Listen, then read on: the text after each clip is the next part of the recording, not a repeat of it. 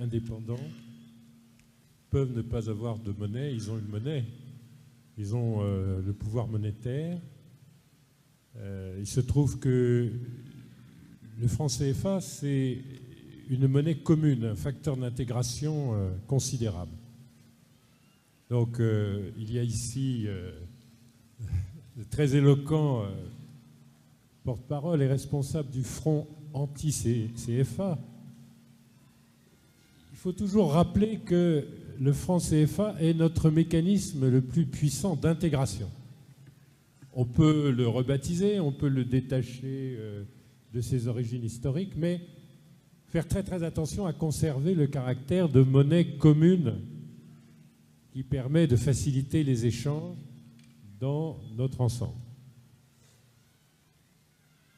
De mon point de vue d'économiste ou de mon point de vue de responsable gouvernemental pendant une période, le franc CFA ne pose aucun problème de souveraineté, aucun. Ce sont les chefs d'État qui décident des taux d'intérêt, qui décident de l'utilisation pour le financement de l'économie, du réglage de la masse monétaire, de la politique vis-à-vis des banques et du financement de l'économie, des taux d'intérêt, c'est-à-dire de l'essentiel, de la nomination des dirigeants. Ce sont des banques centrales indépendantes et des chefs d'État de nos États exercent 100% de leur souveraineté monétaire.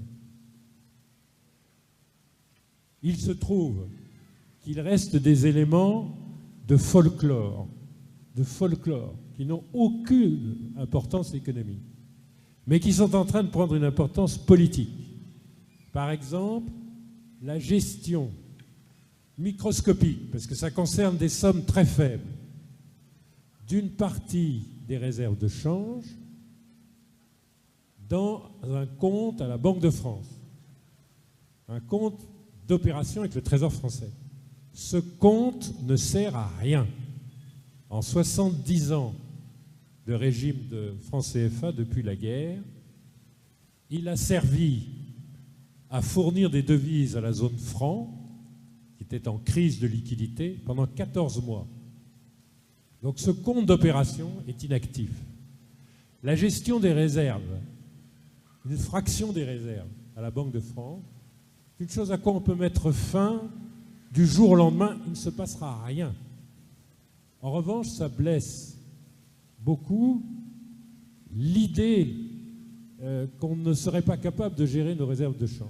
C'est une réforme d'une simplicité biblique qui d'ailleurs, ça a été exposé à la dernière réunion des ministres de la zone franc, ne pose aucun problème à la Banque centrale européenne ou aucun problème à la France. Vous n'avez aucun problème monétaire avec le franc CFA. Vous n'avez pas peur de la monnaie que vous avez dans votre poche. Si vous êtes un entrepreneur, un industriel, un commerçant, vous n'avez aucun problème avec le franc CFA. Ça n'intéresse absolument pas les masses. Tout à l'heure, notre ami disait les masses dans 25 pays. Non, il y a 13 pays qui ont le franc CFA. Ça n'intéresse pas les masses parce qu'elles se servent du franc CFA sans aucun problème. En revanche, si vous y voyez un esclavage monétaire, puisque c'est l'expression qui se développe, si vous y voyez une résurgence de la colonisation, si vous y voyez une façon d'humilier une Afrique jeune et indépendante et panafricaine, eh bien, ça va devenir un problème politique. La question que vous posez, elle est politique. Ne la posez pas à l'économiste. L'économiste vous dit, ne perdez pas votre temps, ça ne mérite même pas une minute dans cette conférence. C'est un formidable instrument d'intégration africaine. C'est un merveilleux outil pour la jeunesse. Oubliez les économistes. Si ça vous pose un problème politique, il va falloir le poser en problème politique.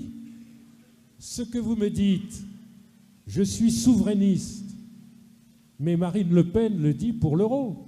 Parce que les extrêmes droites et les extrêmes gauches jouent en permanence sur ce thème, la monnaie c'est politique et ma souveraineté est blessée par ma monnaie. Voilà, c'est vrai, en Europe, les populistes font ça. Bon, en Afrique aussi.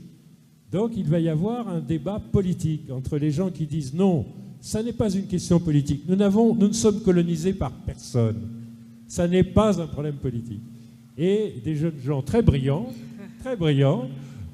qui, vous voyez, se moque à quelques mètres de ma position, eh bien, on aura un débat politique. On a le droit d'avoir un débat politique. On peut être socialiste ou pour le libre-échange et la libre concurrence.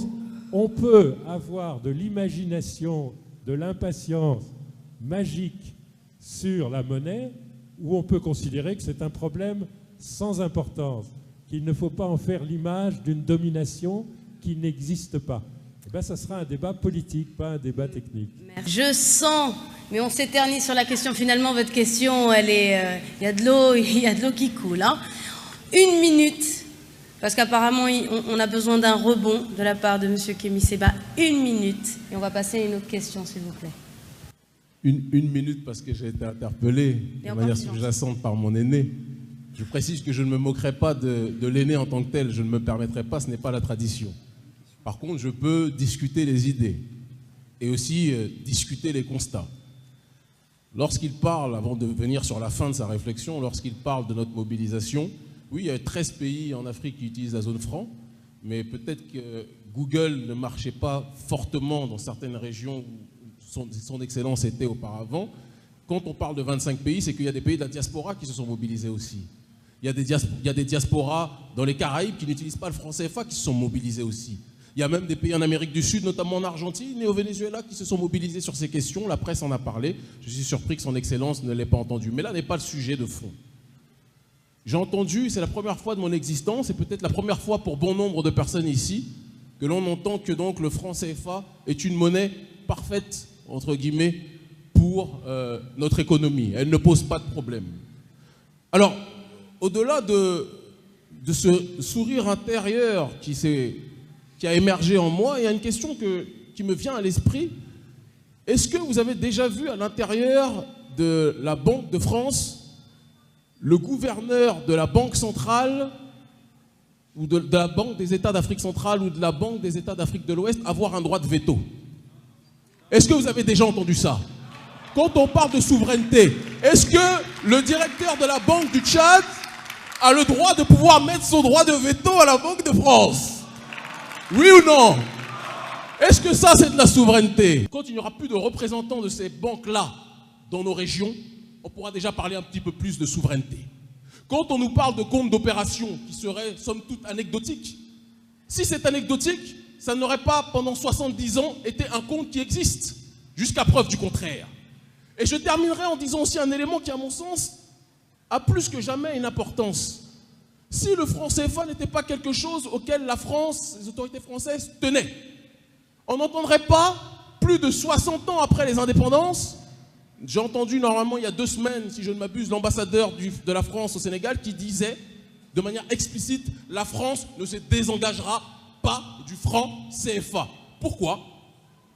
Pourquoi, si ça ne sert pas un minimum leurs intérêts? C'est une question de fond à un moment donné que l'on doit tous se poser. Qu'on arrête de rendre émotionnelle une question qui n'est pas une question générationnelle. C'est une question de souveraineté auquel chaque peuple doté de raison et de dignité a droit dans ce monde. Et tant qu'on ne le dira pas, nous ne serons pas considérés comme libres. Je pense que le message est passé. Merci beaucoup, monsieur Séba. N'oubliez jamais une chose, lorsque vous reviendrez chez vous, vous êtes les représentants de cette Afrique nouvelle. Et vous êtes aussi, aujourd'hui, audibles que n'importe quelle autorité par rapport à la globalisation de l'information.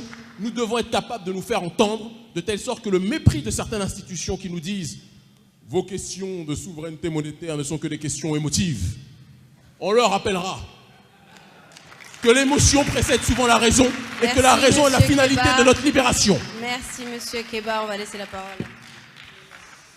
Mais moi, quand je vous entends, mon cher ami, et quand je vois la réaction très chaleureuse du public, je me dis, mais il est urgent que vous vous présentiez à des élections, puisque vous nous avez dit tout à l'heure que vous ne vous présentiez pas à des élections, mais présentez-vous. Ma première élection, c'est celle du peuple. Je ne cherche pas à me servir du pouvoir, je cherche à servir le peuple.